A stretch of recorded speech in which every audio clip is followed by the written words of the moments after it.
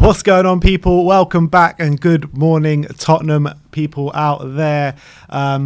Look, and other clubs as well. No, just Tottenham. just good Tottenham morning people. to Tottenham. The Premier League is back this weekend, so we're only looking for Tottenham fans. Now, I'm joking, but we've got a bit to talk about from last night, the internationals, and also a bit of an injury update. But we can all breathe a sigh of relief now.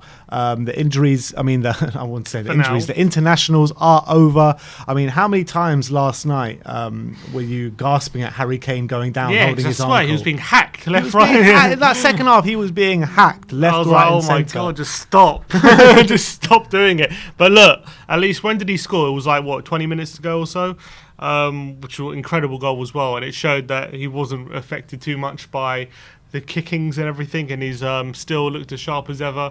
And he might have had a few, maybe a bad miss in the first half with the header, and there was a couple of times where he should have been played in. But other than that, I thought it was pretty solid. And that goal, what a goal. 39 yards out. Unbelievable. Was it 39 yards? Yeah. Wow. Unbelievable. What a goal. But it's just the way that it curled around that defender's head all the way just away from Szczesny as well. And Szczesny must just hate the sight of Harry Kane. He must hate the sight of him. He's now scored against him from the halfway line against Juventus. Yeah. That goal against Poland. Many goals against Arsenal as well and stuff like that. Mm-hmm. So Szczesny just must hate the sight of him. So funny. Yeah, it's brilliant. Apparently there was a meme there. He just said, "Screw it, Szczesny's in goal." Yeah, I saw that. Yeah. So I thought was brilliant. But yeah, what a strike. And to generate that power, that dip, and into the bottom corner, so accurate. He's such a threat from outside the box, Harry Kane. People don't appreciate he's not just a threat. He's not just a great finisher from inside the box. Mate. Like, if you give him any sort of space outside the box, you give him time and space to shoot, he can be deadly. He can be really deadly. And I think over the past, if I'm pretty sure I'm right in saying this, over the past 2-3 years, he's probably got more than one of the most goals from outside the box. Oh, really? In the Premier League. I think he's in the top 2 or 3 players that are goals outside the box. Who's he keeping company with? I think like Kevin De Bruyne, probably. Maybe Bruno Fernandes. I think he's in that kind of company. Mm-hmm. I remember he scored a goal from outside the box at the beginning of last season, and he was and then they showed a stat, he was the most goals from outside the box. I don't know if he is still now, but I remember he was up there, and that shows the range of finishing the guy has. And I honestly don't think he's slowing down anytime soon. Yeah, I completely agree. I mean, it was 1-1 last night out in Poland, a very intense atmosphere. Yeah, Poland gave a good game, didn't they? Poland really, they were just so over-aggressive in that game. I mean, they were really going for England, especially in that first half. They were really aggressive in that first half, and I thought Lewandowski as well showed how great he was on the pitch yesterday. I thought the way he was spraying the ball left, right, and through the middle, I thought he was unbelievable, Lewandowski. But I actually think Kane, apart from the goal, you say was it a great performance last night from Harry Kane? Wasn't great, but no, it wasn't great. But it was tough. It was a tough performance and in a tough atmosphere. And to get that kind of moment of quality, I think shows the character of Harry Kane more than anything. But look, no, it wasn't a stellar performance. But I think it wasn't helped by, I think, a lot of the time, the England central midfielders, when they had opportunities to play him in, they didn't take him up. I don't know if you've seen, there's that one from Calvin Phillips on the halfway line. Kane's literally through on goal, and he decides to pass out wide to Sterling instead. And he's literally got so much space, and he's clearly onside. And I thought that was very bizarre. And there was a few moments similar to that, not just with Kane, with other players as well, where England were just going for the safe pass. And I think it wasn't helped. He did have that chance with the header in the first half. He definitely should have done better with. He'll be disappointed with that. But look, that goal will definitely help. Look, he's got. Everyone says people will say he's been poor over the international break or whatever, but he's got 3 and 3, and that shows how good he is. Yeah. So I've got no worries about Harry Kane at all. But in terms of the actual game, how do you think it went? Because I thought Poland played a really good game in the first half. Second half, they hardly tested us, did they? Yeah, England. I think in the second half, England, based on the second half performance, England would be very disappointed they didn't go on and win the game because I thought they were a much better team. But I think overall, you got to say Poland probably worth a point. I think they probably the way they harried England and didn't let England play their football and how aggressive they were. It was very impressive, and in the home crowd as well. I think they just about deserved a point out of that game, and it keeps them definitely alive in the World Cup qualification. I think England shouldn't have a problem considering one of their last 3 games is San Marino, so that's a pretty much guaranteed 3 points. And then you got we've got Albania at home, we've Albania, got Hungary at San home, Marino, I think. San Marino away, and another easy away game as well. Look, England aren't going to have a problem qualifying. They're not going to have a problem qualifying. It'll be fine. But it was a good point. It was good to get that last-minute equaliser of Poland, and it was a great ball by Lewandowski. To be fair, great assist from him. Really good cross with his left foot to the back post. I didn't know he had that kind of passing range in his locker. Yeah, he's a good all-round player, Lewandowski. He's predominantly more different. He's different to Kane, where he's very much inside the box kind of striker, but he's got a good all-round game as well. Like, he's extremely good hold-up play, and when he gets chances to get assists and stuff, he's good. Whereas Kane, I feel like, focuses on that game a lot more than Lewandowski. He'll be outside of the box and deeper a lot more than Lewandowski will be. So naturally, good yesterday, Lewandowski.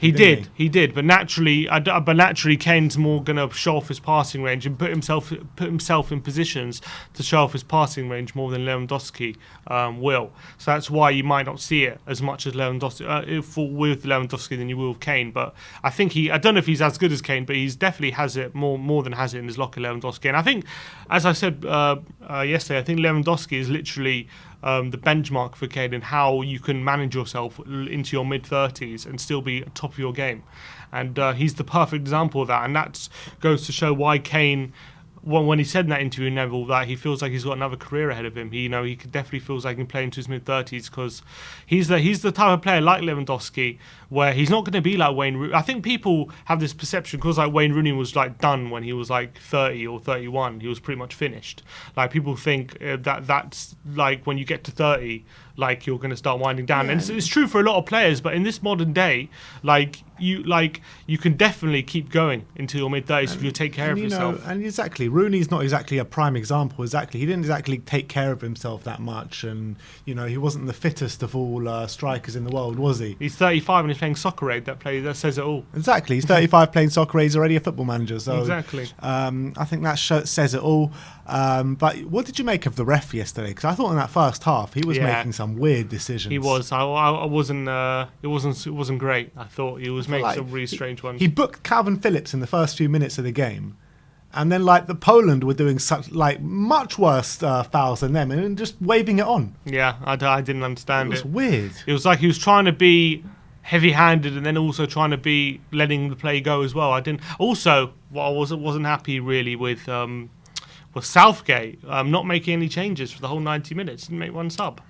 Is that right? Yeah, didn't make one sub for the whole 90 minutes, which I thought was a bit strange because I think, yeah, we were 1-0 up going late in the game, but I think he could have added something extra just to either see out the win or when Poland were pressing us late on in the game, could have made a change to break up their rhythm or something, or added a bit more pace or energy going forward, because I think like Mason Mount and Grealish started to burn out late in the game, or even Harry Kane. So Grealish was getting so frustrated, wasn't he? Yeah, throughout the game.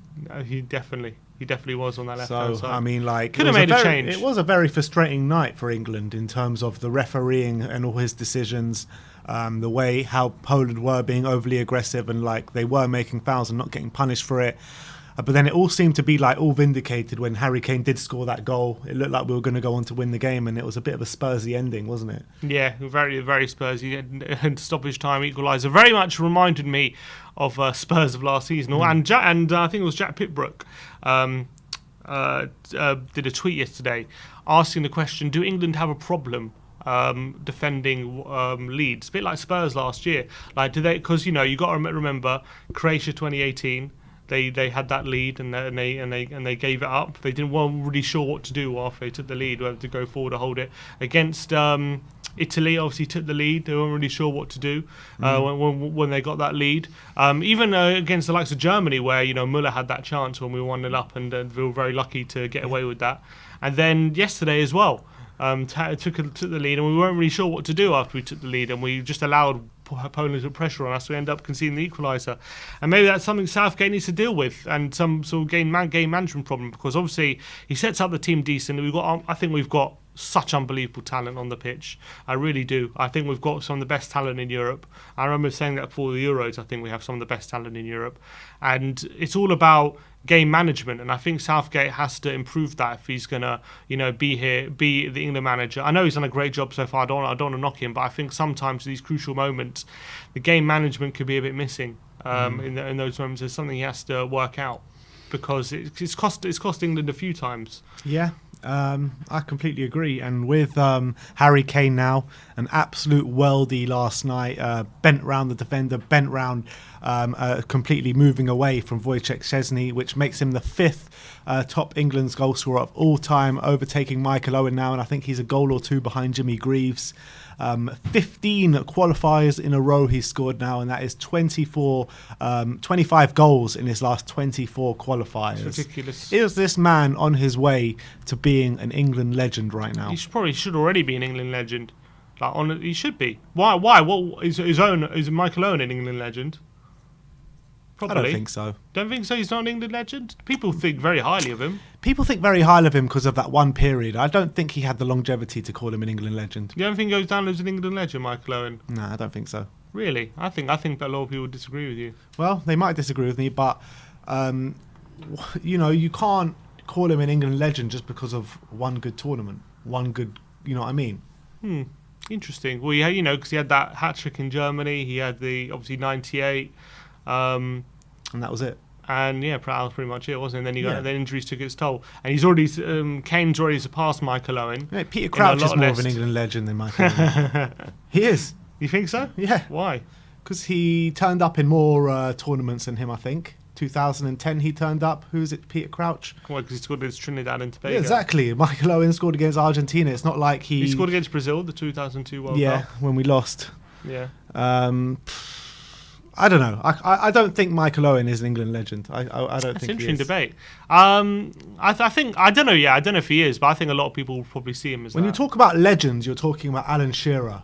You're talking about the top echelons of players. I don't think Michael Owen had the longevity for that. I think Kane's already surpassed Shearer in goals for England. I think the four ahead of him there's Rooney, Bobby Charlton, Jimmy Greaves. Who's the other one? I don't know who the other one is. There's three of them, then someone else, then Harry Kane. He's 5th at the moment. Gary Lineker, then Harry Kane. So those four are ahead of Harry Kane at the moment. And he's 12 behind Wayne Rooney. So he's going to absolutely obliterate that. And I think his goal scoring record, I think he probably beats all of them in terms of his goals to game ratio. He's probably head and shoulders above all of them at the moment. Apart from maybe Jimmy Greaves might be ahead of him. I think because he's got quite a good goals to game ratio. Yeah. But apart from that, Owen got his 40 goals in about 90 caps. Kane has got his 41 goals in 63 caps. So that tells you all about how incredible Jimmy Greaves is 44 goals and 57 appearances. There you go. So that says even better than Kane. Yeah. 44 and 57. Kane is 41 and 63. So so his goals to game. I think Greaves is the best. But I think Kane is probably a very close second. But Greaves was obviously a phenomenon, wasn't he? Yeah, he was absolutely. A complete phenomenon. But if Harry Kane does surpass Jimmy Greaves in the England goal scoring records, and he surpassed him in the Tottenham goal scoring records as well, I mean, he's going to go down as one of the club legends of all time. Definitely. He just needs a trophy. Yeah. He just needs a bloody That's trophy. All he needs, yeah. So annoying for Harry. But yeah, look, Kane is an absolute phenomenon. I think I see tweets yesterday. Talks were tweeting out, let's sell this as Kane world class. I mean, let's be honest. Like Ronaldo could easily have the numbers Kane's putting out right now, and no one would say Ronaldo's like gone down or anything. People would say these are impressive numbers. Like Lewandowski could have these. These are Lewandowski kind of numbers, like he's putting out, especially at international level. So I think there's no debate to be had. I think TalkSport just like to put out these questions because they know Tottenham fans are gonna start getting angry at the question being asked because they know how ridiculous it is. That's pretty much the only reason. And the only reason they put it out is because he doesn't play for Man United or Man City or Chelsea. If you look, let's be honest, if you played for a top 4 team, they wouldn't even be able to put that question out because they just wouldn't. They just wouldn't be able to because there wouldn't even be. No one would ever say anything about him being world class. It's so obvious that he is world class that it shouldn't be a question at this point. He's done it for so long. for such a long period of such high quality as well. He's added more to his game as he's gone on as well. He's adapted. He's to maybe not being as quick and as fast as he used to be and whatnot. He's adapted his game in that sense, and that's why he's definitely earns the title for me of being the one of, if not the best striker in Europe, and he proved it again last night. And these qualifiers are almost too easy for him at this point. 15 consecutive qualifiers he scored in, and he's a machine. 25 goals in 24 qualifiers. Absolute machine. You can't stop him. You can't stop him. And I remember going into the Euros. I don't know if it was going into Euros or maybe just before that, when there was even a debate, are England better not starting Kane and having like a quick forward? It was during the Euros, after the first few group stage games, and everyone, because Kane had a few poor games in the first two games, the group stages, and I don't think he got a goal. And all the fans were being like, "Oh, let's just drop Harry Kane now. I mean, he's not doing anything." Blah blah blah. Ends up being our best player during exactly, the and it's 4 goals in 3 knockout games. And when people say he can't step up in a big game, exactly. And also, I think when it comes to England strikers who have kind of been on top of their game and whatnot, I think maybe not for Spurs fans, but for England fans in general, like, because they've been burnt a couple of times with Owen and Rooney, who have kind of obviously been great and then burnt out quite quickly and haven't been able to keep up, especially as long as Kane. Nowhere near as long as Kane's been able to do it for. I think that, and especially Rooney as well, never did it in a big tournament pretty much. I think he got 1 goal in a World Cup in his whole career. His best tournament was in the Euro 2004, which was like his first one. I think his first tournament. He was like 18 or something. Yeah, that was his best tournament by far. So I think there's this expectation with England fans, like, oh, it can't last forever. He's going to burn out soon. When he reaches 30, he's going to be gone, and all that kind of stuff. And there's always this kind of, and also when it gets to a big tournament, they're always like worried, oh, is Kane ever going to step up because they've been burnt so many times before? I wonder what the goal scoring chance is for England in tournaments. What the goal scoring charts are for England tournament in goals. Tournaments, yeah. Kane probably quite high. Yeah, that's what I'm thinking. I'm thinking Kane might even be, because he got 4 again in Euro 2020. He got 6 at the World Cup in 2018. So that's 10 already. I don't know. I obviously didn't get any at Euro 2016 because he had a bit of a mare in that one.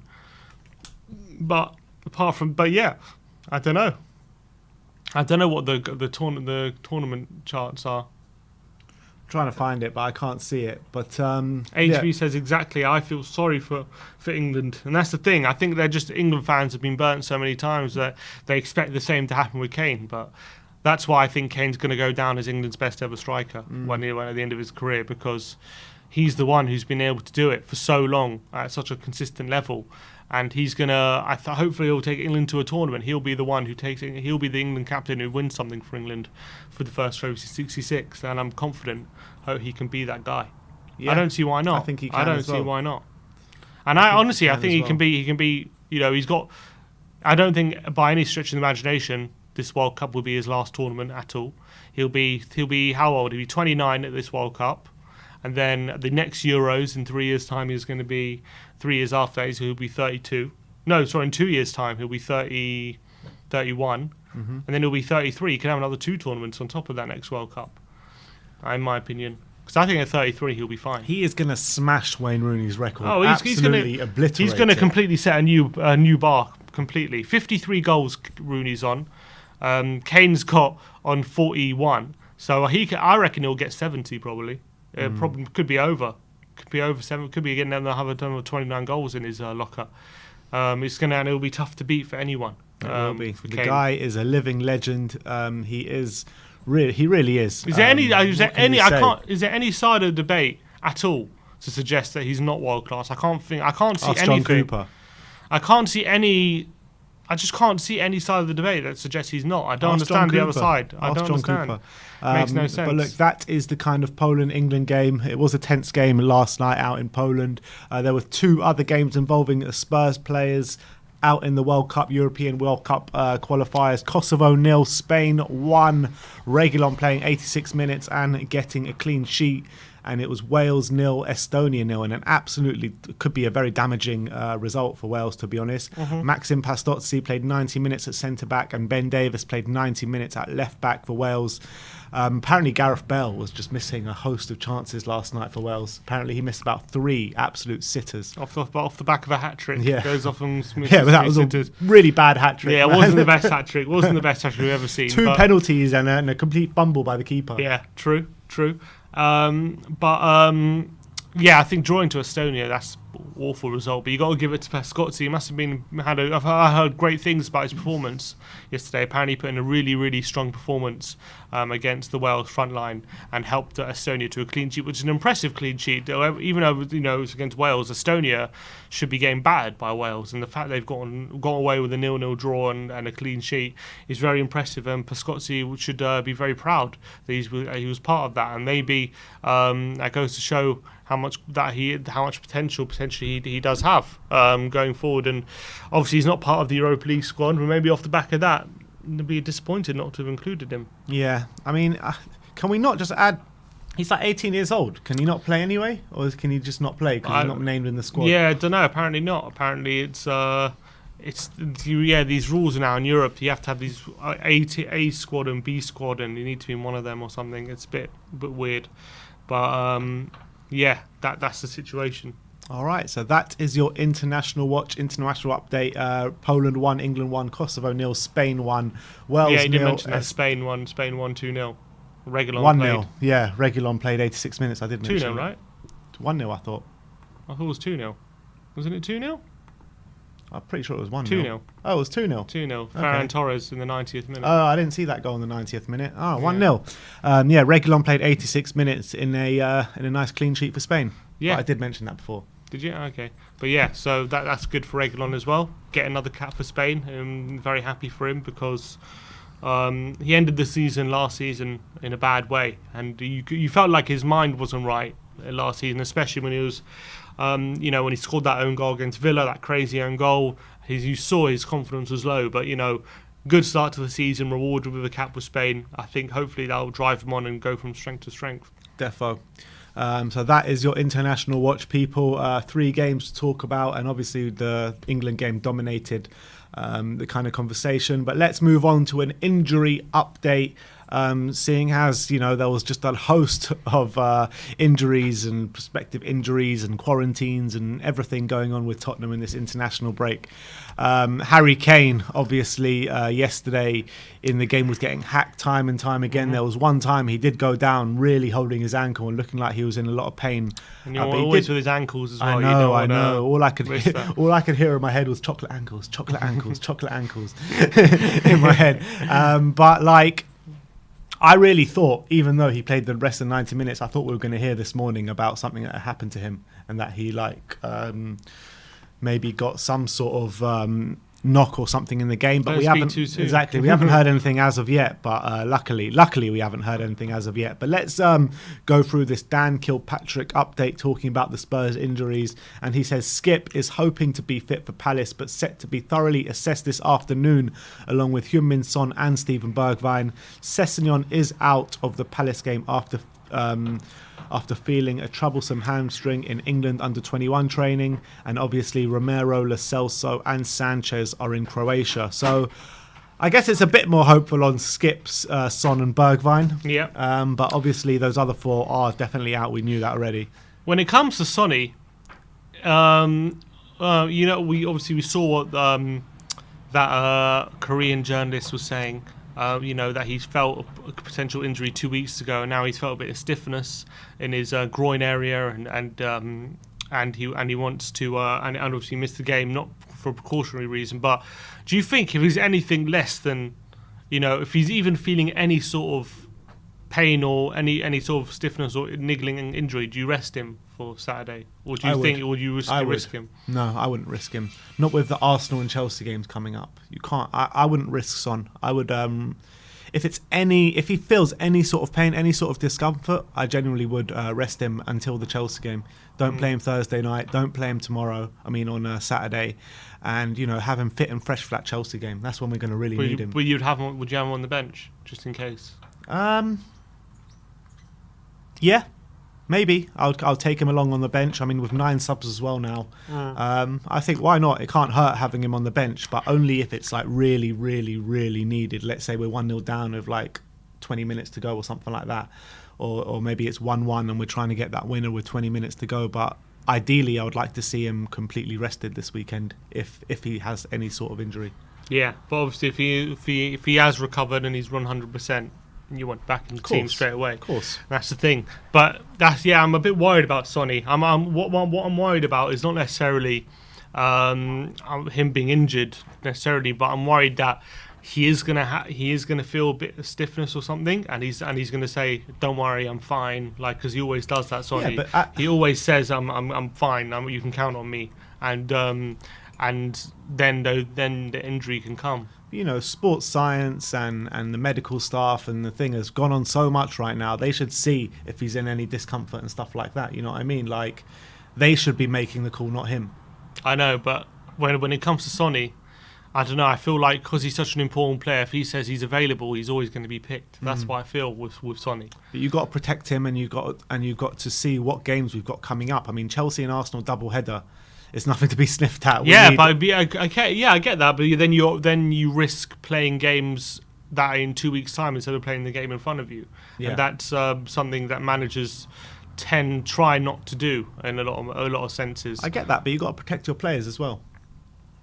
Yeah, but you do have to protect your players, but players do a lot of players generally can play with discomfort and stuff like that, and they do that. So it's not necessarily.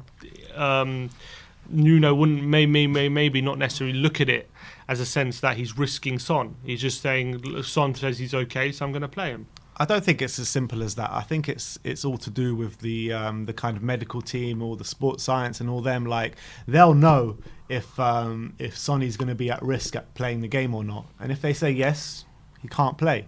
If they say no, then probably can play. All the sports science obviously can help, but you also need the player to be. I think Sonny is always going to push to play. Is what I'm saying. So the sports science can sort of help in a general direction, but I don't. But if a lot of the times, even if he is feeling a bit of discomfort, if he says he's feeling fine and stuff like that, and he's ready to play, the managers a lot of the time will take the player's word. There's one thing being in discomfort, and there's another thing put yourself at risk. You can be in discomfort and not put yourself at risk. It all depends on if that discomfort can lead to a bit of risk. You know what I mean? Like, I think, and that all comes down to what the medical staff is going to say and how they assess him. They're going to have extensive assessment today of Heung-min Son, so I guess we might have an answer by the press conference tomorrow. But I think that it all comes down to, it's a joint decision, isn't it? I think it's a joint decision between the staff and between Heung-min Son. I don't think it's going to all rely on Heung-min Son. But for you, does it hold any bearing the fact that as of Monday this week he had discomfort? So because of that, do you rest him regardless, or do you say if he's fine for the weekend, he's fine, and that's it? I think it depends on how he's assessed today. It's hard to make that call right now. I think it all depends on what state he's come back to Tottenham in, how he's doing. Is it going to be any sort of risk playing him this weekend? I don't think you can make that call right now. No, I'm just saying based on the fact he's had discomfort on the Monday at the beginning of the week. So regardless of whether he feels fine on the weekend or not, do you say, look, he was this beginning of the week, he was feeling a bit discomfort, we don't want to risk anything, or do we say we'll wait till we see how he feels at the end of the week, and then if he's fine, we'll play him? Yeah, I think you wait. Yeah, of course you do. You wait. Of course you do, because if he's completely fine by the weekend, you play him. This is Heung-min Son we're talking about. So I'm just worried. I'm worried he's going to pull something. I don't know. I'm just worried. Yeah, I know. I mean, last night with Harry Kane, I was just like, had my head in my hands every second. And Heung-min Son, if he's out, it's just like, come on, man. Yeah, but we'll see what happens. He's going to be assessed today. Hopefully, he'll be fine. And then what's? But everyone felt like it was just precautionary leaving him out that career game, and he could have played. And with Skip as well, Lee Carsley didn't seem that worried about Ollie Skip, and it seems as though Dan Kilpatrick claiming that Ollie Skip is going to be fine for this weekend. And he's hoping to be fit, he says, which is positive. So that's a good thing, and hopefully he can be in the team, because I think him and Højbjerg and Dele as well are developing a strong relationship in the centre. Maybe not going forward. They need to work on that. But defensively, how aggressive and how they work, and in tandem as well, I think they're developing something quite strong. So if they can carry that on, hopefully in possession it will come to the fore. But I wouldn't want to break that up just yet, because I think it's working quite well and it's helping us being really, really solid. And we know we have the firepower up front to hurt anyone. So I would like Skip to continue there if possible. Clearly, but he's also said Sessegnon's definitely out. Yeah. So Sessegnon's got hamstrings. So that's definitely at least 2-3 weeks. Definitely out. And then also Bergwijn is going to be assessed. Stephen Bergwijn obviously holding the ice pack on his ankle after the game. I guess we'll hear more in the press conference, whether it be later today or tomorrow. It'll probably be tomorrow. But as it stands right now, Son, Skip and Bergwijn, all doubts for the game, but all could potentially play. Yeah. And I guess if Bergwijn is injured, I get as long as Son's fit, it's not the end of the world. But and obviously we've got Gil there as well, and Lucas is in the squad. He can help the team. So we do have some options in the forward. I think the forward line maybe I'm not as worried about as the defensive part of our players missing. I think that could be a real issue. I think it could be a real Sanchez and Romero. And also, Rodon didn't play last night. No, didn't even come on. Yeah. So that signals to me that he's not fit enough. Otherwise, he would have started. Yeah, or at least come on. Yeah. Well, you don't usually bring on centre backs. You don't, do you? but I think when you've got a defender that's like that needs a bit of fitness, maybe you do bring him on. Yeah, but I get that. Yeah, then they're playing Estonia. They need goals. They're not going to bring on a centre back, are they? Or 0-0. Yeah. So I can understand that, but I don't think he gets called up if he wasn't fit enough to play. I don't think. So why didn't he play then? He's their first choice centre back. Because maybe he's still not 100%. There's a difference between being fit enough to play and being 100%. Yeah. So whether he plays at 70 or 80% for Spurs, or whether we go with Emerson and Tanganga is different. I think that's what we're going to go for. Yeah. I think we're going to go for a back four of Reguilon, Dyer, Tanganga, Emerson. Definitely not Doherty. No. Do you reckon there's no chance Doherty plays? Well, there's a chance. Of course there's a chance. He's in the squad, but that's just my personal opinion. I think Emerson... As in personal opinion on what you think will happen, or personal opinion as what you want to happen? Both. I think it will happen. I don't think Nuno trusts Doherty. No, neither do I. I wouldn't. If I was him. And Nuno's the one that sold him to us and was laughing in the background via selling him to us, and now he's stuck with him again. And he played a couple of times for Republic of Ireland over the international break. Apparently had a good game against Portugal on the left-hand side, but against Serbia was not much to be desired, apparently. A couple of days ago. Doherty. Yeah, I heard that as well. And the game that he played well in, he played left back. He played left wing back. And I'm sure it was just because he had some good he did some good defensive stuff. I don't think he was good going forward. Yeah, Doherty I don't know.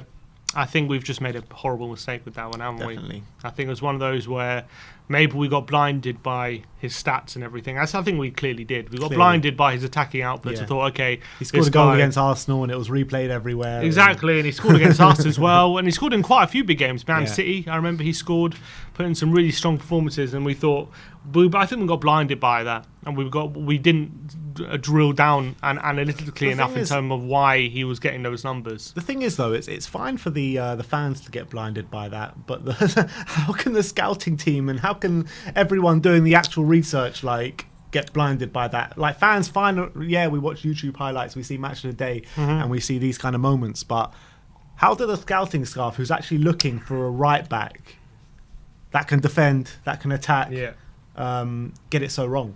I think the initial plan was for him to play, because I remember Aurier was playing that role where Mourinho first came in. We were doing that hybrid system where when we were off the ball, the lopside system. Yeah, we were off the ball, we were a back four. On the ball, we were a back three, and we pushed the right wing back all the way forward. And I think Doherty might have been brought in for that specific reason. Then we had the opportunity to sign Reguilon, and that kind of shelved all those plans of what we were doing. But even when we've seen him in a back three wing back system, it's been awful, hasn't it? It's not been great. I mean, I haven't seen one performance that has said to me this guy could be a success at Tottenham. I think his best performance has been like a 6 out of 10. That's like his best. Yeah, exactly. Pretty much. Exactly. I can't remember a 7 or an 8. Maybe I remember we played Palace at home last year. I think he got an assist. He played all right. But other than that, I just haven't seen anything. I think Nuno very much tailored the system to fit Doherty in that way. and that helped him a lot. It hide his deficiencies. But now he's in a system where he has to rely on himself a lot more than just all before anyway. Maybe Nuno's come in and can go back to that. But under Mourinho, we know he's very much about individual quality and individual responsibility in a part of the cohesive unit. He's very much about people taking responsibility for themselves, and Doherty just couldn't do that. He just wasn't up to that at all. He was caught out time and time again defensively, and I felt like he just didn't have the energy anymore, or the system didn't allow him to get in the positions he used to be able to get in for Wolves. And I feel like maybe Nuno knows that if he wants to play a back four for Tottenham, he knows that Doherty's not up to that, and that's the reality at the moment. So yeah, I agree. I think maybe Emerson does come in straight in. I would hope to see that on the weekend. I'd be excited if we get to the ground on Saturday and he's in the lineup. I'd be very excited to see what he could bring. And I'm so excited to get back to an away game. My first away game since we went to Burnley. Yeah. Since we went to Burnley, and was it Tungi was pulled off, or was it Skip went off at half time? Tungi and Skip both went off. Went off at half time. That was it. And drew 1-1. Wow, 2 years. 2 years ago. That was March 2019. Wow, I can't wait to get back to an away game, get back into the stands, and also it signals like me and you are going back. We're going back to more or less the majority of games now, going back in the stands. Other people are going to be taking on the watch-alongs, and one guy who we've got waiting in the background is going to be on some of the watch-alongs coming up, so we'll get him on very soon. We've got a question here from Danny Kiriakou. He's got a question, boys. If Skip is out, who do you play in the middle three if he keeps full 3-3 system with Dele and Højbjerg? Personally, I want to see Ndombele. I do not want to see Winks. Thoughts? Look, in a perfect world, I would have moved Højbjerg into the centre and put Ndombele in. I think it adds a bit more quality in there as well. And arguably, you could even argue that's a better three than what we have now in terms of quality. I just feel like in terms of the system Nuno's got going, he is going to go with Winks. Not only because of personnel, characteristic-wise, Winks is more similar to Skip and can play that role better. I just think as well, in the last game Winks started against Passos, he played quite well. So I think Nuno would want to honour that. And and because he played a good performance, he'll say he's kind of earned a chance to start a Premier League game, and he's been part of the squad in pre-season, whereas Ndombele obviously needs to earn his place in that sense. So I don't think Nuno's going to chuck Ndombele straight in ahead of Winks, who had a good game last game. I got a feeling it's going to be Winks against Palace and Ndombele against Rennes. Yeah, that's what I think it's going to be. Yeah, obviously in a perfect world, I'd like to see it the other way around. Yeah, but I just don't think that's it will what it's going to be. Yeah, I think that's the nature of football. It has to, you have to make decisions like that for the better of the squad dynamic, I guess. And it would. I don't know what kind of message it would send if he was to put Ndombele in instead of Winks, just because he thinks Ndombele is a better player. You could say that, the quality-wise, he's that much better than Winks that it would be worth it. But, he's trying to create a meritocracy in that team where you have to earn your right to play. And you only want players who want to be there, necessarily. And because of Ndombele's actions over the summer, he has to play his way into the team, whereas he hasn't had that opportunity yet, because obviously he hasn't played, but he has to first get that opportunity to get him into the first team via the Conference League or League Cup or whatever, and then earn his right. Whereas Winks was part of pre-season, he started some of the conference games already and played quite well, so I think that's why he'll go with Winks. Yeah, I think he's going to go with Winks as well, but I feel like Tanguy can over-trump Winks very soon if he wants to, you know what I mean? With one performance he should be able to, in honesty, but we'll see. Dave Hamilton saying, what was that word Sim said? Which one? I said a lot of words. Meritocracy, that's a word, isn't it? Meritocracy is a word, I'm right. Yeah, come on, get your dictionaries out. All right, so that is your kind of injury update. We kind of went off on a tangent as well about Doherty and Ndombele and what have you. It's all about tangents, that's what football's about. Exactly, but let's start bringing on some guests, and let's start off with Brian Dahill. Brian, how's it going, mate? Good morning, boys. How are you? All good, mate. How are you? Yeah, I mean, it's 6:15 here. I got woken up by 5:30 by my cat wanting breakfast. So I saw you guys were on, so I thought, why not? Was she clawing? You got to thank your cat. Thank your cat that you came. We're thanking the cat. Simba's adorable. He just comes and nuzzles up against you and then just puts his claw and rubs against you to wake him up. He's very sweet, is Simba. Simba, yeah, I thought you named your cat after Sim. I was going to say, Sim. I was like, no, maybe the Lion King's named after you, Simba. Were you born before it, Simeon, or I was born, but I was born before it, 92. I think that's before the Lion King. I think Lion King was 95, I think. Yeah, 95, 96, yeah. There you go. Maybe you're the inspiration behind it, mate. Some of my uncles call me Simba, though. A few of my uncles call me Simba. There you go. There you go. What? I did come on to talk about that. That's for the ham shop.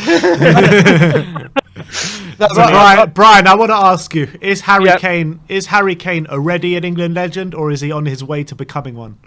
I mean, I watched yesterday on TalkSport clips with this Jason Cundy thing, and it all blew up on TalkSport. And without a doubt, he's an England legend. Without a doubt. You were mentioning the goal scoring records. I mean, Jimmy Greaves is just ahead of him, but Jimmy Greaves is something very, very special, as we all know. The only thing is, we weren't lucky enough to see him in his prime, or at all, should we say. We've only seen him in his videos. You can't knock Harry Kane's records. I mean, Jamie O'Hara or Cundy even went through his goal scoring record in the Premiership. I think it's like 21, 25, 29, 30, 17, 18. Then last season, he's got 4 golden boots. He's 13 away from the England. I think it's 13, is it now, or 12 away from 12 now. 12 from joining, isn't it? 13 from beating it. Yeah. So yeah, I mean, how people can't say he's not in England. If you become England's greatest scorer, and like you were saying as well, Tim, I think once he gets this record, he's going to surpass it by quite a way. Yeah. It's going to last as long as Bobby Charlton's kind of record is. I just can't see it being broken for a while, because he's going to smash it. I think he's literally going to obliterate it. Do you think it's just the fact he plays for Tottenham that people even question the fact he might not be world class, or do you think people just like to rile up Tottenham fans by saying it? Do you think that's the thing? I think it's a bit of both, Tim. I think a lot of people say, and it was again one of the things on TalkSport, and I agree with this, because he's not won anything. If he'd won an FA Cup, or he'd won the Carabao Cup, or even won the Champions League final when we were there, it would have a completely different spin on it. Or the World Cup, or obviously the Euros just gone. Then everyone would have been saying it. But I don't know how you can doubt it. If any other striker in any other league hits the numbers they do, and England, or their national country, shall I say, they become a legend. Mm-hmm. Yeah, definitely. Matchroom Casual here says Mason Greenwood might break it at some point. Do you reckon I love him. Do you reckon if Mason Greenwood starts playing for England kind of regularly and starts scoring goals like now, he can start to break it? Has he got a goal for England yet? Not the senior.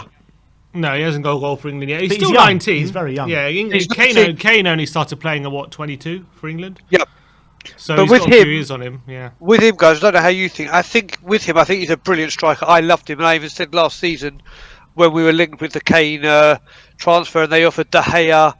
What was the rumour? De Gea, Martial, and Van der Beek. I was like, if you swap Martial for Greenwood, I'll take it all day long. Not that Man U would, but I love him that much. But I think Greenwood is going to be used like a Rashford. I can't see him being the main centre forward for United. I can see him being pushed out to a wing or something. So I think he has the potential. I think maybe a 19, I think he's probably best now as a winger. But I reckon when he hits 23, 24, when he's bulked up a bit, has a bit of strength and can hold off defenders and stuff like that. As soon as Ronaldo goes, he can be main striker. I think as soon as Ronaldo goes, I mean, he's been playing number 9 for the first 3 games of the season, hasn't he? Scored in every game. Has he played number? Yeah, he has been. Yeah. No, Martial started one of them at number 9, I think. Right, but he still scored every game, and he's played 2 of them at number 9. I think Ronaldo's come in now, he'll play number 9, but I think as soon as Ronaldo leaves, he's going to be the main man. What a person to learn from. No, but I thought we're not talking about for England or exactly. For forget United. Man United anyway. Sorry, we're talking about. I'm talking about I think he might be number 9 for United. I was talking about for England. Right. For 20, when I think once he hits 23, 24, when Kane's getting on a bit. Getting near the end of his career when he's like 34, 35, then I think Greenwood will be ready to take over. It'll be a natural progression, won't it? Basically, Greenwood could be the number 9. And to be fair, he could break it if he starts banging the goals early doors. Greenwood, he's probably the next guy who could. But I think Kane is gonna. it's going to take a lot to break Kane's record, in my opinion. It's going to take a lot. He's going to get a serious record, I reckon. And you don't know about Greenwood on penalties as well. Like, I don't know if Greenwood's a penalty taker and what have you. And obviously Kane got a lot of penalties, didn't he? Well, the thing is as well, when you look at that, is we don't even know when Kane will stop playing for England. Like, what's he now, 28, coming on 29? Yeah. He could easily play till, like, let's say 33. Let's just say that as a number. And if he plays another 5 years for England... That's a conservative estimate, in my opinion. I reckon that's a conservative estimate, in my opinion. So all right. So 33, 34. Then he's going to absolutely smash it. And someone, like you said, Ben, is going to have to start reasonably. He's going to have to bang in the goals quickly to get above him. Because his record, if you look at, was it 41 and 41 and 60? Yeah, in 63. Yeah, it's ridiculous. It doesn't. See, a lot of people will say, "Yeah, you play friendlies against these teams or whatever." Yeah, so does everyone. Exactly. I mean, that record, no matter where you are, if you score 41 goals in 63 games, that's better than 1 in every 2. Yeah. His goal scoring ratio only bettered by one other Tottenham legend. And what a legend! I mean, he's chasing him on quite a few levels, isn't he? He is. He's chasing him down. He probably will overtake him eventually if he stays at Spurs long enough. And he's definitely going to overtake him. You know the deal. I was wrong, everyone. I said Kane was going to stay. Sorry. Yeah. And as you saw, Ben, when I'm in England, you read it out. I'm going to raise the amount to 50, and I'll do that when I'm with you. We'll make that donation. Brian Dahill is raising the bar. Come on. So as you know, it's great stuff, Brian. Charity very, very close to my heart. They helped me a lot, mind, with my mental health back when I was a teenager, early 20s. So it's going to be a pleasure. So yeah, but away from that, Kane is a legend. Yeah, definitely. Kane is a legend. I am. Don't get me wrong. I'm delighted that he stayed. I wanted him to stay. I just thought he was going to go. Now it's just getting him fit, and I mean proper fit, because he looked okay yesterday, but his passing looked a bit wonky. Some of his through balls weren't just the Harry Kane standard. But hopefully he'll now get these 3 games that we're back, and he'll score in all 3, and especially the third one, or especially the second one, because I'm going to be with you guys. Definitely. Brian, talking about the weekend, obviously there's news today that Son is going to be assessed today, ahead, for his injury ahead of the game on Saturday. We know that Son's such an important player to us, and we've got games against Chelsea and Arsenal coming up. We know he missed the game for South Korea on Monday. They're saying it was precautionary because he had some stiffness in his right calf. Are you of the opinion that because he had that stiffness at the beginning of the week, do you just give him a rest this week ahead of some big games coming up, or do you think if he says he's ready to go, or if he's ready to go, you start him on the weekend? It's a really tricky one, because what you've got to remember as well, the last thing you need when you've got a little injury, especially a muscle one, is having a long haul flight. Yeah. Whether it's a private jet or not, the last thing you need is that. So you don't know what that's done to it as well. So listen, the most important thing is he's available for Chelsea and Arsenal. Yes, we want him to play as many games as he can, and yes, he's vital. But if I had to say you're definitely missing some for one game, if it was Palace, Chelsea or Arsenal, I think every fan would definitely say, okay, rest him against Palace. So it all depends. What I'm getting annoyed with is these players that say, yeah, I'm fit to play, just because they want to and they feel they are. I would have to go with the medical team. If they say, no, it looks like we need to carry on and keep this precaution, just to give it time to heal, have another week off, and then you play against Chelsea straight, then I'm fine with that. Because the last thing we need him is with a little twinge saying, I'm okay, and then he goes on a mad rush or a mad sprint, and then he pulls something like he did against Arsenal, and then he's out for a longer period. And he got it against Wolves as well. Against Wolves as well, didn't he? He picked up something nearly at the beginning of the game and nearly went and was struggling. So he's got something he definitely has to manage, and we know he's such a vital player. You just don't want him to get any sort of injury, even if it's 2 weeks. With the games we've got coming up. I don't know. It's a difficult one for Nuno. How we manage the situation. It is. It's times like this. I mean, I know Ali Goldwell yesterday was saying that we have depth and it's not as bad as we think, but this just goes to show how, when we talk about the transfer window, the players that we missed and the players that we could have brought or should have brought in and we didn't. Yes, the midfield or Son. I kind of looked at the Hill transfer, that if Kane got injured, Son goes up top, and at least there's someone there to take over Son. I think with Brian Hill, I don't know how you guys feel, I've been saying it for a while, that we do have a talent there, but I think what we've got to do is kind of bring him into the team, kind of like Man U did with Cristiano Ronaldo when he first came.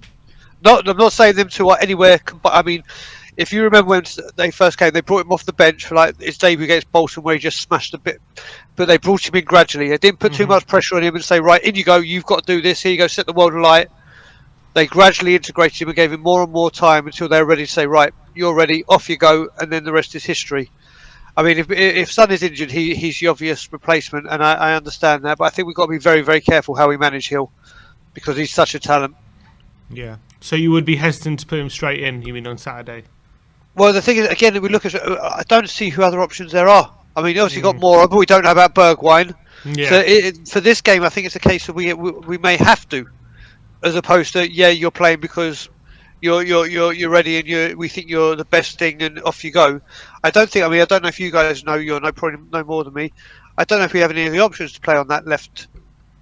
Apart from them two, really. No, yeah, you got Bergwijn, Son, and Hill, and if those two are out, then one of them's got. That's typical. That two are injured, and one is just brand new to the club. Exactly. We'll end up playing Lucas Moura on the left and Matt Doherty on the right. Yeah, exactly. Jesus, it's a tough one, but I mean, if Hill starts, I completely understand it. Yeah. I just think, and it's not too, but you know what? If he had to start a game, like I was saying, if Son had to miss a game, I'd choose this one out of the three we got. And I'd probably say the same with Hill. If you had to start one, I'd probably say this one, because obviously the two London derbies that follow are rather huge. And I don't want to put too much pressure on. Do I think he's capable to do anything in those games? Yeah, of course, he looks like he is. But I don't want us all to go, do you know what, Brian Hill's like a Ginola. Brian Hill, like we all think he could be. But to say that after like 90 minutes against that Portuguese team, which I still can't remember the name, the caveat. Thank you, Simeon. I think every time I say that Portuguese team, if you could just say that would help me a lot, because I cannot remember. And then obviously the little bit of time he had against Watford, I think it's too quick to say yes, let's all jump on the bandwagon. But I think without a doubt, he's got the potential, and I think he is going to be a good player. I just don't want to put too much pressure on him. Yeah, and also the back line, that's what I'm most worried about. To me, it's not so much the forward line, because I think, we've got quality there. Even if Son and Bergwijn are out, we've got a bit of quality there. But the back line, we know Sanchez and Romero, we know they're not playing. So it's how we deal with that. Do we put Tanganga in centre, start Emerson on the right? Do we does he give Doherty an opportunity? Does he put Rodon at centre back after he's been injured and he was called up for Wales but didn't get any minutes? It's very, very difficult. And the most annoying thing about that for me is we've just got this settled back line going, and it's now been disrupted for all this madness. But what do you think the best option? Maybe do you go with the one that will cause the least disruption? So you keep Tanganga on the right, Dyer and Reguilon, and just add maybe a Rodon there? Or do you maybe think quality-wise and go Emerson, maybe put Tanganga in the centre and keep Dyer and Reguilon there? So I personally feel that Tanganga's best position is a centre-back, or in the back three, the right centre-back of a back three.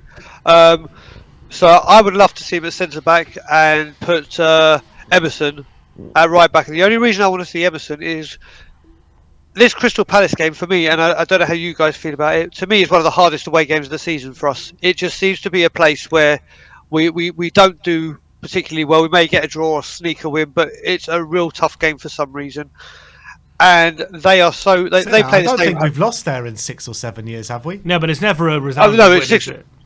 We have, when Alan Pardew made his debut. Yeah, that's right. Harry Kane scored first, and then they scored goals. That was about six years ago, though. We have the 1-1 that we had last. It's just a hard place for us to go. We never win by more than a goal, I don't think. No, I can't remember us ever winning by more than a goal. Yeah. Put it this way, I'm more confident. I'm more confident at getting a win against Chelsea or at Arsenal than I am at Palace, just because it's Palace.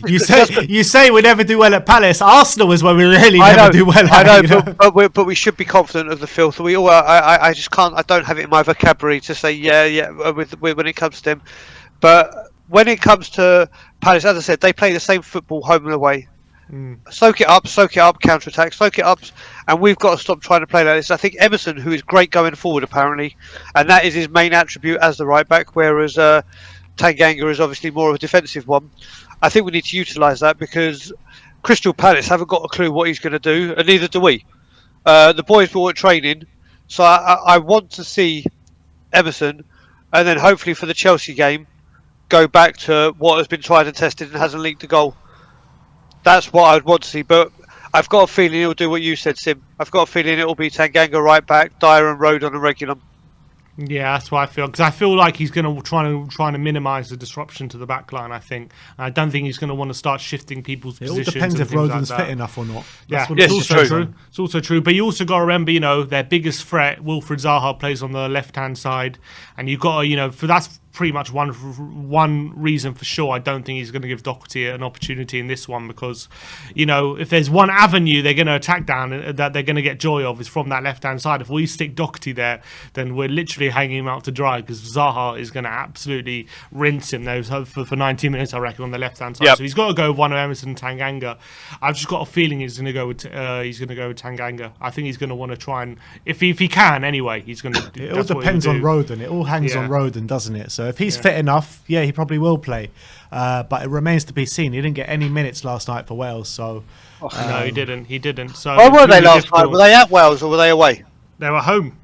Okay, so there's no huge travel, thank God, or anything like that. So that's all right. Yeah. It was a damaging draw for Wales last night. They really should have won that game. But it is what it is. We can't start worrying about other teams as well as ourselves. You know what I mean? So exactly. So we shall see. But thank God now all the internationals are done. The Premier League is back. Yeah, looking forward at least for another few weeks. I think there's another bloody international break whilst I'm over, isn't there? Yeah, there is, and there's another one when you get back as well. Well, when's the next international break? It's in October, mid-October. So I'm back for 6 weeks, and 2 of them are going to be bloody international. That's just typical. That's just typical. It'll give us time to hang out and see each other during that time. So every cloud has a silver lining, and boom, there it is. There it is. Thank God for those international breaks all of a sudden. Exactly. But Brian, thank you always for coming on, mate. See you, Brian. Always a pleasure, guys. And we'll see you soon. And you'll see me very, very soon. Are you going back to sleep now, or are you staying awake for the rest of the day? What's the plans? I don't know. Well, all I do know, I was meant to meet Adam yesterday, but I had to cancel. But I'm meeting him for lunch today at some point, so I'm going out for lunch for him. So we're going to go check somewhere else. I'm going to chill for a bit. Tell him we say hi. I will do. And then I'm just going to chill. I've got my COVID test tomorrow. It was meant to be today, so I've changed that. So I'm going to watch the rest of you guys. I need to have a phone call with your next guest, who I'll speak to him after he gets off the phone, so I can say piss off, Bob. That's the first time I've said it to him. My God, I feel kind of whoa! It's got such power, Bob. I know what you're saying now. So yeah. Then I'll probably go have a little kip till lunchtime, because it's only now it's 6:30 in the morning. What am I doing up? Bloody cat. Happy New Year, my friend. Happy New Year, my man. I'll see you very soon. And as always, Levy Spurs. out. See you later, boys. See you later, man. We got a super chat here from Stefan Blaus saying, only thing that will stop Kane is injuries. I don't even think that will stop Kane. Yeah, unless he gets constantly injured. Unless it's like a serious injury, yeah. Yeah. But then, yeah. It won't stop him. He's going to break the record. There's no doubt about it. And he's not even far away from the Premier League record at this point. 94 goals away from Shearer's record. It's a lot of goals. It's a lot of goals, but it's definitely manageable at 28 years of age, I think. Definitely manageable. All right, let's bring on our next guest, and that is Piss Off Bob. Yes, Bob. How's it going, mate? Legends, you all right, guys? All good. How you doing, my friend? All good, mate. Yeah, I'm on a break at the moment with regards to work, so I thought I'd pop on. That's all good, man. All good. All this talk about Kane not being a legend. What's that about, man? I don't know. Ask John Cooper. Maybe he can tell you. Oh yeah. I'm going to see him on Saturday. Yeah. So yeah, I'll ask him. You're gonna get your knuckle dusters ready. I've seen John and you at it, Sim. Man, that's going to be it's going to be hard. I do want to ask his. In fact, I will ask him actually on Saturday. Hopefully, Kane starts and scores a hat trick. Yeah, you think? I think it's just it's something people say just to wind up Tottenham fans. I don't think anyone truly believes it at this point. You can't. How can there is no argument on the other side to say Kane isn't world class. There isn't a single argument. It's unfortunate though, Sim, isn't it, mate? he he needs to win a trophy, man. The quality of the guy. Sometimes it's embarrassing that he plays for us. He just needs to win a trophy, and then he's a legend anyway. Of course he is. You know, with his stats and Ronaldo-esque, Messi-esque. One of there's one season when he outscored both of them. So yeah, he's a legend. But he probably just needs that trophy to shut Jason Cundy, sorry. Cundy up. Yeah, you're going to get us demonetized, Bob. No, I'm joking. But, slip of the tongue, man. Nah, but, you know, the guy is not even like a world-class striker. He's a world-class striker. He's a world-class playmaker. He's a world-class goal scorer. He's a goal scorer of great goals. He's a goal scorer of tap-ins. He's a poacher. I mean, the guy is he's a role model as well. The guy is literally everything. So, I mean, they just hate on him for no reason, don't they? Yeah, and it is the fact that he doesn't play for a United City or a Chelsea. That's quite evident. You know, the agenda set by TalkSport, Sky Sports. They wouldn't be talking about him. There wouldn't be a question if he was playing for the more successful side. I'm not going to say bigger sides because they're not bigger. The more successful sides. So you think if he would have joined City, this summer just gone, do you reckon this conversation even comes up? Mate, it would have been, the narrative would have changed. You know, yesterday's goal, the goalkeeper should have done better. It would have been, look at what Man City have got. Oh, they've taken him to the next level. There's we never saw him used to do that when he was playing at Spurs. It would have been it would have total change of narrative. So, unfortunate as it is, yes, I think there would have been a different narrative from the media, be it Sky Sports, Talk Sports, BT Sports. There would have been a change of narrative if he'd gone to Man City, 100%. Is he on his? Well, we know, mate. That's the main thing. We know. Is he on his way to being the greatest England striker of all time? Oh, mate, he's gonna smash it. He's gonna. And another thing. But I'm not saying about just the goals. I'm just talking about greatest striker. I mean, that's ever played for England. Could he actually be there? I think we'll win the World Cup. And I said this after we'd lost the. I go, there's every tournament under Southgate. Think of him what you want. And yes, he's made bad choices, but every tournament we've made progression. Semi-finals, finals. For me, if we don't win the World Cup, yesterday was a bit. Well, we qualified, don't we? Anyway, we're one of the better-looking teams out there. I know the Holland looked absolutely amazing the other day, but I think as a unit, as a first 11, I can't remember last time we had a definitive first 11 for England. We have a definitive first 11. You can pick first 11 straight away. And I think there's no reason for any of them to drop their performances within club level by the next World Cup. And if Harry Kane wins the World Cup, which I believe he will, or certainly win a tournament, he's got 2 tournaments in him, hasn't he? Within England, and he'll go down as one of the greatest, if not the greatest, probably. Bobby Moore will always be out there, but certainly one of the greatest. He'll smash it. He'll smash a record, and I can't see anyone coming through. I know there's a lot of talk about Greenwood, but there's no one coming through who's that proper goal scorer, hitting the 20s, 15s, even the 15s and the 20s on a regular basis at club level, as young as they are. I mean, Kane's been doing it for a good 5-6 seasons now. There's no one there. I think Greenwood will be there. I think Greenwood will be there, but he's not there yet. It's a wait and see, isn't it? We just don't know. Whereas by the 3rd season, I think with Kane, you could see there's something there, and there's talks of him becoming a club and England record holder by then anyway. Premier League record. It's going to be hard, I know. If he stays at Spurs, he'll do it. He'll do it if he stays at Spurs. 3-4 seasons at least in him, isn't there? And you say that, he's 20. Bob, he's 28 now, right? And you just have to look at the opposition striker, Lewandowski. I believe he's 34 at the moment. 33, 34, and he's still at the top of his game. He's still banging 40, 50 goals a season. He doesn't look like he's slowing down anytime soon. So why can't Kane go as long as him?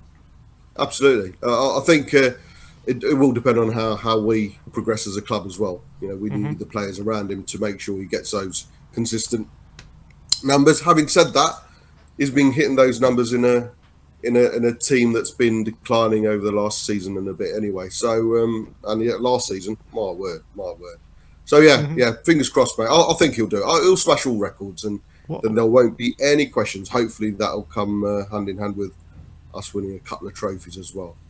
What about Marcus Rashford? Can he be put in the conversation? I know he's not getting the Harry Kane numbers, but he's already got like 12 or 13 England goals. He's only 22. We always forget how young Marcus Rashford actually is. 22 years of age. Yeah, feels like he's been around 23 forever. now, 23. I think he stands for everything good within young footballers right now, isn't he? You know, the way he represents the government. The government might not recognise him, might mistake him for a rugby player, but he's good. But he tends to play down the left, doesn't he? Or, he does, or the right for United. And I personally think he plays better for England than what he plays for United sometimes. I remember the Iceland game, he was a man of the match after coming in for 8 minutes or whatever. Yeah, I think there's a chance there, but he's not as potent, and he hasn't got the numbers as you would expect from. I think you mentioned before, once Ronaldo goes, Greenwood's the man who's going to be up there. I don't see why Rashford can't. I just feel like on him.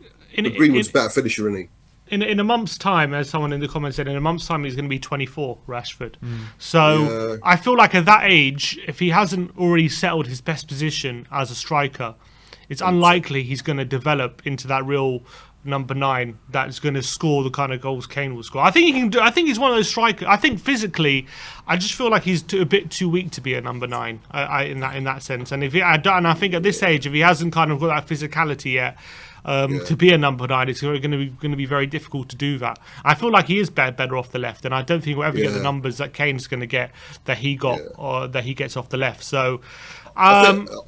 I can't see it. I think it's more likely to replace a Sterling in the England squad, in the England team, rather than a Harry Kane. And I say because he has got something about him, and he's in. So his quality. Look, I think he's got an amazing strike on him, and he's got an amazing shot, and he's so fast. He's a quality player. I just feel like him as a number 9. I feel like a bit similar to when like Son plays number 9. He can play that role very well, but would he? If you play him there over a whole season, like I don't know how. I feel like there'll be some games where he'll just be bullied out the game and stuff. I feel 100%. And that'll be the same with Rashford. And whereas Kane, that's not going to be the case for a lot of the time because of his physicality. 100%. That's how I feel. But I feel he's a quality player, Rashford. He'll be a very good player for years to come, for sure. Just one question for you guys. I had a mini debate yesterday. On Saturday, if Skip does it doesn't look like he's going to miss, but if he does miss, would you play Ndombele or would you play Winks? You know, putting Ndombele's commitment and lack of professionalism to one side, or would you put in Winks alongside? I think it all depends on what's gone on behind the scenes. Obviously, if Ndombele has kind of proved to Nuno behind the scenes that he's got what it takes to play, I think I would play him. I think that when you look at the season overall, Winks deserves to play more than Ndombele as it stands right now. I think that's what Nuno's going to do. But if it's up to me, I would play Ndombele because I think that this game could be tailor-made for him with tight spaces and what have you. I think that we need the creativity of Ndombele in a game like this. I think that it cries out more for Ndombele than it does for Harry Winks, but I feel like Nuno is going to go for Winks. Yeah, I agree with Ben, but I do have a feeling I reckon he will go for Winks. I do get the feeling if things are not going to plan, he might give Ndombele an opportunity for the final half an hour or 20 minutes or so, and maybe if he comes on and makes an impact and changes the game or does something good, then maybe that can be a platform for him to build off to start starting games more regularly, and that's why I have a feeling it might happen. I'm just desperate for Ndombele to be a success at Tottenham. 100%. I'm just so desperate for it. Yeah, I've said many times he can be the best midfielder in the world in my eyes. Yeah, the talent he's got. I agree. He pisses all over Pogba in my eyes, ability-wise. He really does. Pogba's like, he just his mental state, his commitment, his wanting to play for Spurs, and you're right. For me, standing back, not knowing what goes on in the training, for me, Ndombele shouldn't be anywhere near the first team. Purely and simply, he's not showed any form of commitment. He's not showed us. He wants to play football, never mind Spurs. But at the same time, we've got full trust in Nuno. And if Nuno picks him, then it's a good sign because it means he has shown something within training and commitment-wise for him to justify that. But yeah, I do think Winks is going to start. on my first ever watch along. So lucky you, Bob. enjoy Lucky that. you. But in terms of the defence, what would you go for in the defence? Because obviously Sanchez and Romero can't play. Yeah. Roden, we don't know if he's fit enough. Tanganga's there. Emerson is there. I mean, what back four would you go for? I think he's going to go for Doherty. I think Tanganga was going to go. Really, Doherty? Yeah, I honestly do. I think That'd be a terrible Palace, mistake, in my opinion. But I believe I personally would go for Emerson because I think the only reason Nuno might go for Doherty is because Palace can be dangerous at home. It's their first London derby. It's their first, and obviously the Vieira effect against Spurs. I think he'll go a bit cautious. Doherty looked. People say he had a good game against Portugal. I remember him being twisted inside out, a couple of times. Especially with their first or second goal. He didn't know where to look. So, defensively he's probably a bit. We've not seen anything of Emerson. Maybe again, Nuno, if he's seen something of Emerson within the week, he might start him. And he's been with Nuno, hasn't he? While Doherty's been away. So personally, I'd go for Emerson. I think Tanganga will move alongside Dyer. What you've got with Tanganga is form. Yes, he's played at right back, but he is in form. He's full of confidence. Everyone's talking about him. He's already had a man of the match. So yeah, I think he'll move centre back and long term I see him as centre back. Rodon's a bit of a mystery, not even being picked for Wales is a weird one, but He's a bit injured. He's only just come back from injury, hasn't he? Yeah. You would have thought he'd got some minutes against, but then again, they were in need of a goal, so why would you bring on a defender? But yeah, I personally would start with Emerson, but I think Nuno's going to do. He's going to go for Doherty. He knows him probably a bit better, doesn't he? So, but yeah, we'll wait and see. I'd love to see an Emerson. I'd love to see a Sonny as well. I think Doherty up against Zaha is a recipe for disaster. Oh, mate, that is a recipe for disaster. But then we haven't. There's a lot of rushness in Emerson as well, isn't there? There's true. An Aurier upgrade, but very Aurier-esque. So we'll see. We've not seen much of Emerson. Is it a right game to bring him into? I don't know. I've got a feeling I think he's going to try his best to get Roden fit. That's what I think he's going to do. I think Rodon's going to start, in my opinion. I think he's going to want as least disruption as possible in that back line. I think Roden is the answer to that. That'd be great. Then see Tanganga down the right again. Yeah, absolutely. So I think against Zaha, you want a strong, aggressive defender who's not going to allow Zaha to twist you. And that's what hopefully Tanganga will do. That's what I'm hoping that will happen. Because I don't think, you're right, Emerson might be a bit too early. You want him to make his debut on Thursday, probably more against Rennes. Yeah. That's what I'm thinking. All right, Bob. Absolutely. Nice to see you. Guys. See you on Saturday. See you Saturday, my friend. We won't see you personally. I'll WhatsApp you. Don't worry. I'll speak to you soon. All right. Nice one, Bob. Nice to see you, my friend. Come on. All right. Let's move over to our next guest, Dan, THFC. I'm good, guys. How are you? Yeah, really good, thanks. Really good. Big game this weekend. Crystal Palace, a lot of injuries, which could be potentially blighting the squad this weekend. I mean, with the defensive situation we got going on, I mean, who would you play as a back four tomorrow on Saturday? So back four, okay. So honestly, I would agree with Bob playing Tanganga centre back. I was thinking the same thing. I don't think Roden. I think Roden came back from injury recently, so I don't think he'll be playing. So I think it'll be Dyer and Tanganga, and I think he'll go for Romero. I think he might actually go for it because the thing is that Romero. Royale. Oh, Emerson. Yeah. Yeah, Emerson Royale, because Emerson Royale is the defender that we said when we bought him that he's going to play in the games where we're going to have more possession of the ball. This is a game where we're going to have more possession of the ball. We're more dominant side than Crystal Palace for sure. So I think Emerson Royale could be Doherty just because of the trust that Nuno has in him. But honestly, I think that trust went away. Because if he had so much trust in him, he wouldn't have tried to sell him in Wolves. Yeah. Then Reguilon, I think, will play left back. But yeah, that's my back four. So you got Reguilon left back, Emerson right back, and a middle two of Tanganga and Dyer. I mean, are you worried by that back four at all, or are you quite confident? I've been worried for all the back fours and all the games. And we haven't conceded a goal yet. I mean, yeah, that's the thing. That's the thing. If we can carry on that result, it would be fantastic.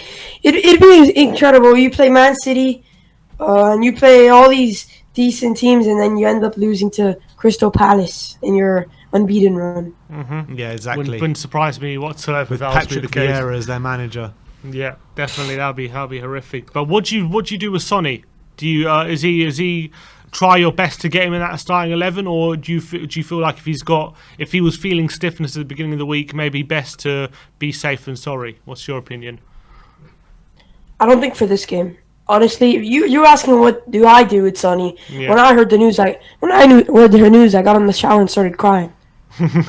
That's what I did with Sonny. But what we should do with Sonny is if it's okay. I mean, you remember Sonny doesn't really even.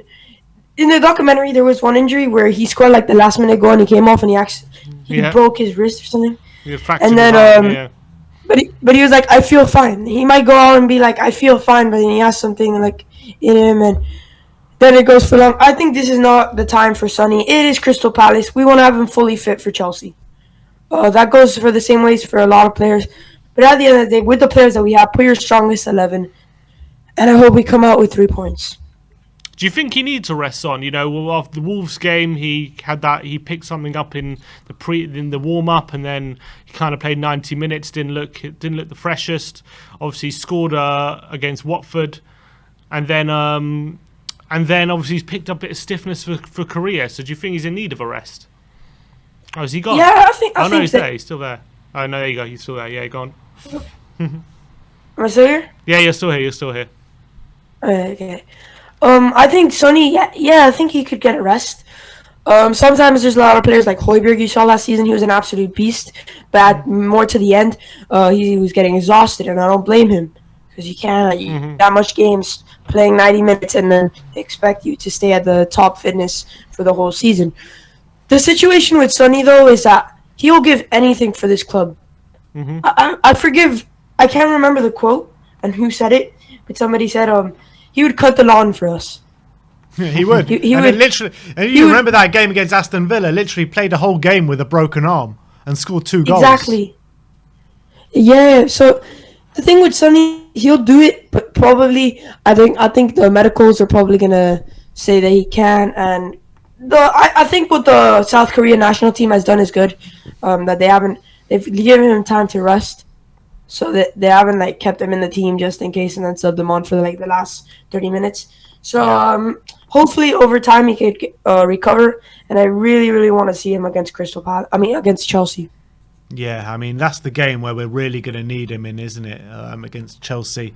But yeah, Dan, absolute pleasure to have you on as always, my friend, and we'll see you next time. Have a good day. Nice to see you, Dan. Come on, you Spurs. Come on, you Spurs. All right. Anyone else waiting? That's it. All right, that is your Good Morning Tottenham for today. Thank you everyone for watching. Like, subscribe and comment. And as always, come on you Spurs.